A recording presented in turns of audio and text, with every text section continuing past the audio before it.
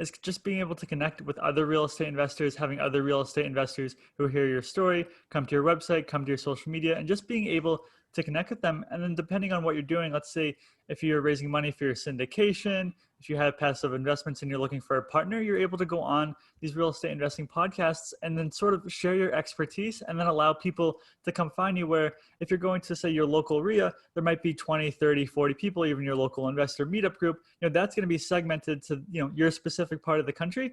But you can find a partner or, an investor that's in a totally different part of the country just by going on this podcast interview, by doing a podcast interview. So it really just opens up your whole horizon and then also allows you to build authority. If you have a potential investor that's coming to you, or even a partner, and you say, hey, listen to these 5 interviews that I've done on these podcasts, they get to learn more about you, probably more than you'd be able to share yourself. So it just gives you that credibility. And then of course you can take those podcast interviews and create multiple forms of content for them to, branch out on social media and to build yourself even more an authority and more credibility there as well. Welcome to the Wealth Through Real Estate Investing podcast, your source for real-world strategies focused on creating long-term wealth, cash flow, and financial freedom through real estate.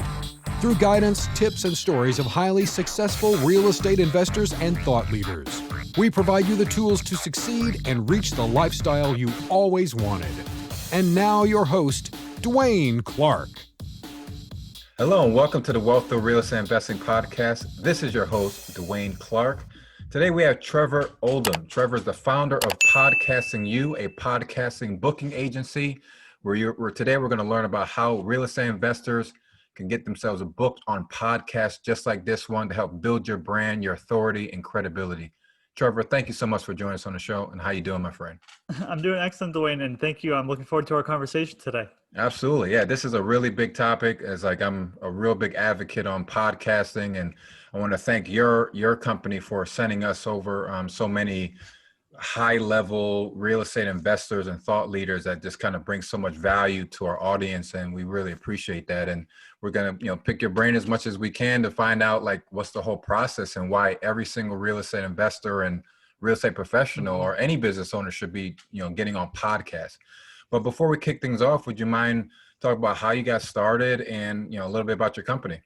Most certainly. So probably about 5 years ago, I had been working a job making $7.03 an hour, and obviously $7.03 an hour is going to really cut it. And I knew I wanted to go out there and do something different. Wasn't sure exactly what that was going to be, but I had come across a book and it basically outlined the differences between the lower, middle, and upper class. And one of those differences was that the upper class had gone off and started a business. And I thought to myself, I've gone door-to-door lemonade selling. I've bought and sold baseball cards, clothing, mowed lawns, all that sort of thing. Never knew it was like entrepreneurship. I always thought I was just making money on my own.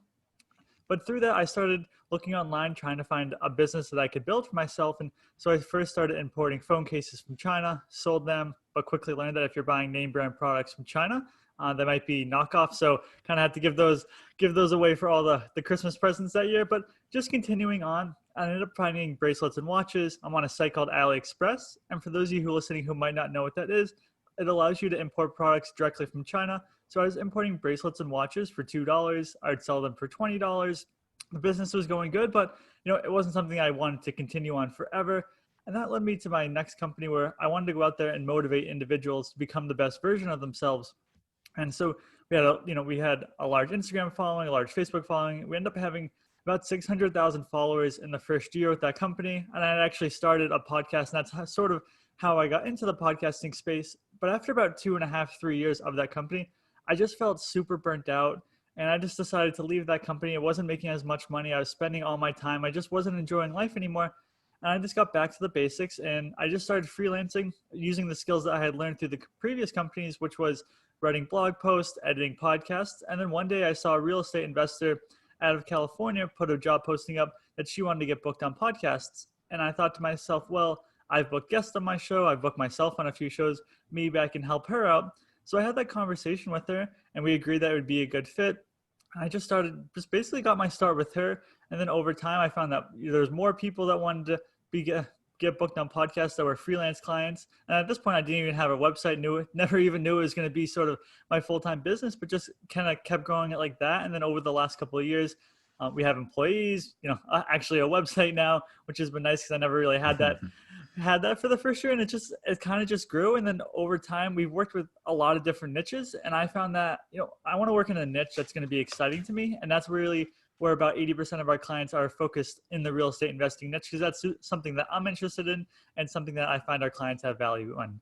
Yeah, absolutely. And it's so interesting how podcasting just kind of blew up on the scene. I mean, I know back in the day with PR agents trying to get you on, print media and newspapers, and it was kind of like a long process and trying to get there, and you had to have connections and do all this stuff. But now, like, companies like yours are popping up and providing these opportunities for podcasts, which is kind of like the new, new media, radio, and like the TV way. It's just like the newest media. And like I said, getting on this is like just like next to none as far as kind of like where you can go. So, but as far as kind of like, real estate investors, can you talk about like the importance on why they should be on podcasts and what they can potentially get out of it? Oh, most certainly. And I think the biggest thing is just being able to connect with other real estate investors, having other real estate investors who hear your story, come to your website, come to your social media, and just being able to connect with them. And then depending on what you're doing, let's say if you're raising money for your syndication, if you have passive investments and you're looking for a partner, you're able to go on these real estate investing podcasts and then sort of share your expertise and then allow people to come find you. Where if you're going to say your local REIA, there might be 20, 30, 40 people, even your local investor meetup group, that's going to be segmented to, your specific part of the country. But you can find a partner or, an investor that's in a totally different part of the country just by going on this podcast interview, by doing a podcast interview. So it really just opens up your whole horizon, and then also allows you to build authority. If you have a potential investor that's coming to you, or even a partner, and you say, hey, listen to these 5 interviews that I've done on these podcasts, they get to learn more about you, probably more than you'd be able to share yourself. So it just gives you that credibility. And then of course you can take those podcast interviews and create multiple forms of content for them to, branch out on social media and to build yourself even more an authority and more credibility there as well. Hey, this is Dwaine Clarke, host of the Wealth Through Real Estate Investing podcast. And I want to share with you a great resource that I'm using right now for my website. For a long time, I thought I was doing the right things with my search engine optimization. But after having a conversation with my friend Chris Reed over at Ardo SEO, I found out I'm not even scratching the surface. I am missing out on tons of business and opportunities. So if you're struggling like me to get more customers and leads to your website, which is the main point of having one, then you need to call my friends over at Ardo SEO. These guys will do a complete audit of your website, a full market research report, and build you a customizable, actionable game plan that will transform your website from where it is today to a website that drives your business forward and achieve your goals. I'm very fortunate that for my listeners, Chris is hooking us up with a video review of your website that he will do personally. So to take advantage of this, please leave us a review on this podcast and go to the link in the show notes below, or go to ardoseo.com and remember to tell them that Dwaine sent you.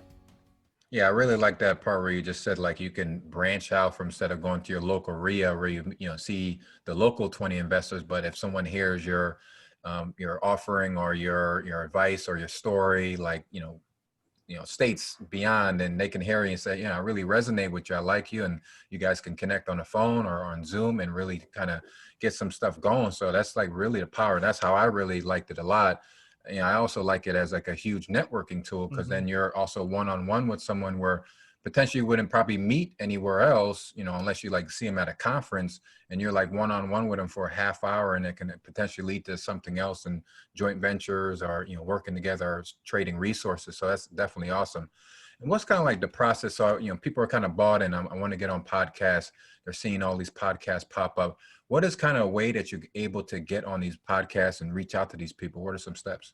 I think the first step is figuring out your story. When you're a real estate investor, even if you're just starting out, there's podcasts for that. I believe there's one called Real Estate Rookie that Bigger Pockets just put out for even if you're a real estate investor and you have your first deal under your belt, whether you're an experienced real estate investor. It's more just getting your story.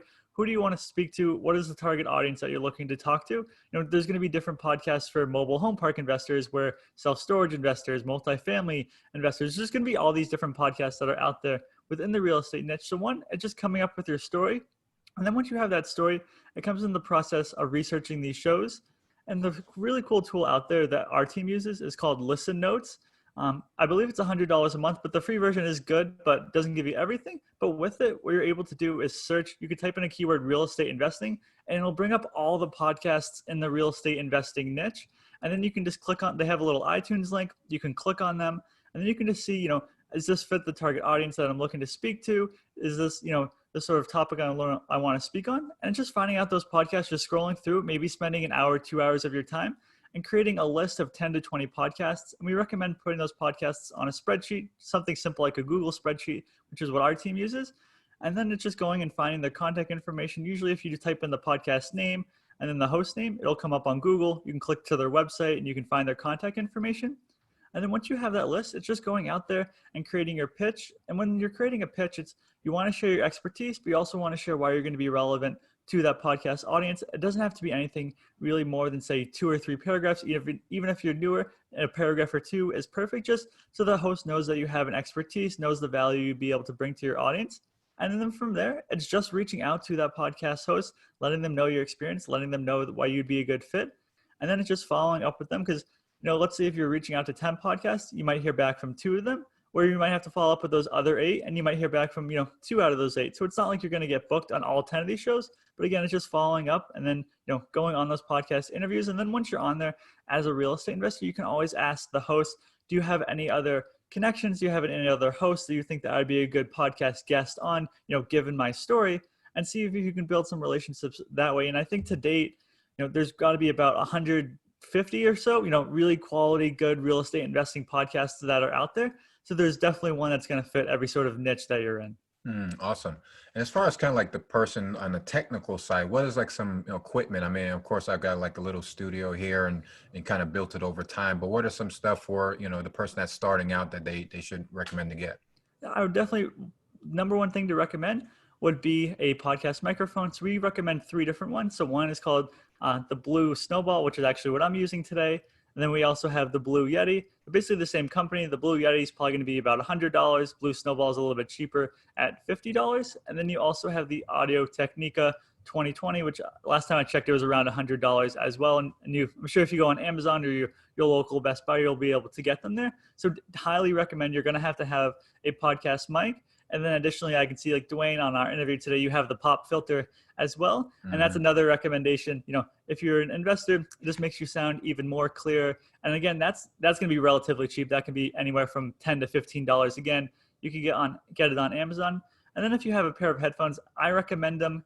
I have my plug-in headphones that I'm using today. Nothing, super expensive, but just something that it blocks out the rest of the background noise from my house and anything else that's going on. So I'm more in a non-disturbed setting. So definitely recommend the podcast microphone, and then the additional having the headphones and pop filter are perfect as a first-time guest. Absolutely. And then you kind of went over a couple steps on how for people to kind of be featured on some of these things is of course getting the right equipment, coming up with your story, putting together a professional pitch. But as we know, that's like a lot of steps, and it's like especially for someone that's starting out, it may be kind of cumbersome and a lot of like, well, I don't know where to start.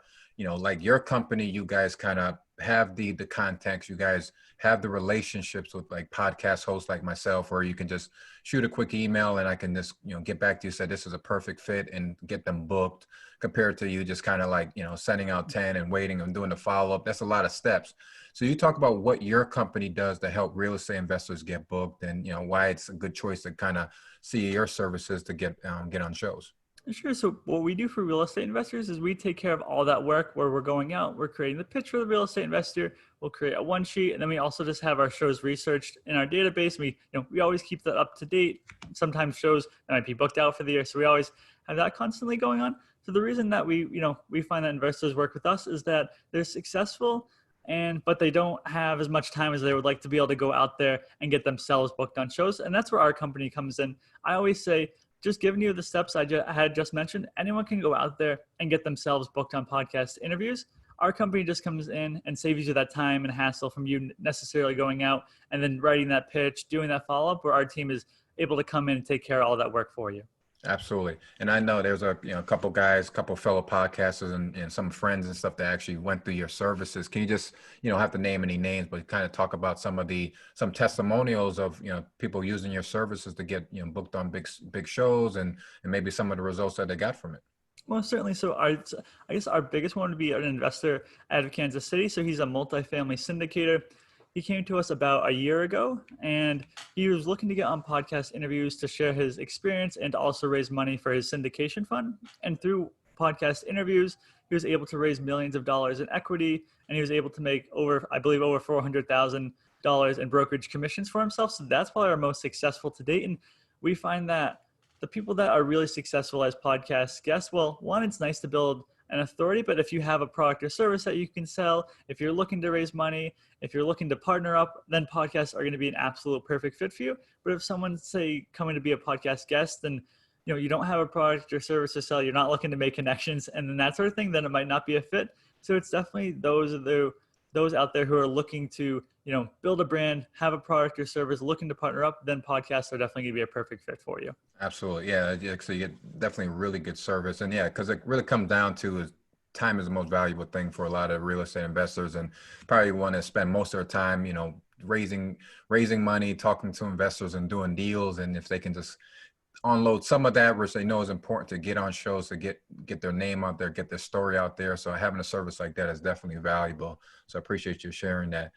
Just to kind of learn a little bit more about you. I know you have a company of many more employees and stuff. I'm curious on what's like a typical work day, and do you have any special morning routines? Yeah, I think my typical work day is usually I get up, I go to the gym in the morning. I like to be able to go at least 4 or 5 days a week. And then once I do, I'll come back and I have my journal. I actually have 2 journals that I write in. One is just I free flow my ideas, write down anything that's going on in my head, anything that I might be stressed about, or any problems that I could see coming up. And then once I have that down, I turn to another journal, which is the High Performance Planner by Brendan Bouchard. And I just go through, he basically has 10 questions that you ask yourself to get you mentally ready for the day. And then he also has basically at the top 3 priorities for the day. And I just write down my top 3 priorities. And I base that off of every Sunday.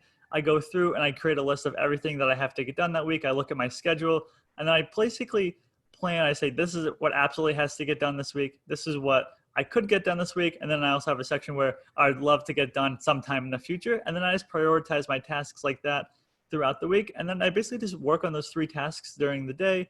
And then once I'm done, I don't feel compelled to really continue on pushing through the workday. I have, at this point, I've had a team where it's able to delegate a lot of the systems and processes. And I like to spend a lot of my time reading books and that sort of self-education, and then learning as much as I can, and then taking what I read through those books and then implementing it to the team later in the week or, later in the month. So yeah, I mentioned just that one tool. I was kind of going to my next question as far as like tools and resources that make you more productive. So you have, the planners and the journaling and stuff. Is any other stuff that you use with your team to make you guys all more productive? I think the biggest one is we use a system. I believe I'm not sure exactly what it is, but it's called Toggle, and it allows our employees to track all of their time. And I found that to be super beneficial for our team, because we would find that out that, sometimes it would take an hour's worth of work to get a client booked on a podcast, or another client, it might take 5 hours to get them booked on a podcast. So that's been super helpful for our team, and going in there and tracking time, tracking tasks. So that way we're able to go back and say, all right, if it's taking this long on this person, but not as long as on this person, what's going on? What can we go in there and fix? And then having that information is super helpful when our team is it allows me and the team to make decisions going forward. Absolutely. Yeah, you have a great story on how you just kind of started out with the $7 an hour job to, creating this very successful business and kind of everything in between, and entrepreneurship and all that stuff. But what can you say that through all your life that you can say that you're most grateful for? I think the biggest thing I'm grateful for is just support from my family. Every day I'm talking to my dad on the phone about my business and everything that's going on, and they've just always been supportive in it. And I think it would be really hard if I was going out there and starting a business and trying to, better myself, and they weren't supportive. And I think that's just been the biggest thing for me, is I just can't imagine being in a situation like that. And I just feel very grateful that they're always supportive of my dreams, even though they may not know exactly what I'm doing, or it might be a little confusing for them. They're always happy when I tell them, these new things that have happened, or I got this new client who I'm super excited about. They're always just very supportive in that role. Absolutely. Yeah, that's definitely having a good support team to kind of keep you going and keep those juices flowing. So absolutely. So how do we get in contact with you? Like if someone's interested in this, I know definitely a lot of people will be interested in something like this. So do you have any like a website or phone numbers you can share with us? Sure, most certainly. So they can check out our website, PodcastingYou.com, and that's just YOU. And then they can feel free to email me if they have any questions at Trevor@PodcastingYou.com. Awesome. Trevor, I really appreciate you. Like I said, this is really timely information and definitely something important and brings a lot of value to our audience. So I really appreciate you sharing. Trevor, have a great week and look forward to connecting with you again soon. Perfect. Thank you. I appreciate it. All right, take care, my friend. Thanks for joining us on this episode of the Wealth Through Real Estate Investing podcast. Don't forget to subscribe and leave us a review on iTunes or the listening platform of your choice. Also, please check us out at DwaineLClarke.com, as well as find us on Facebook for more useful content and resources.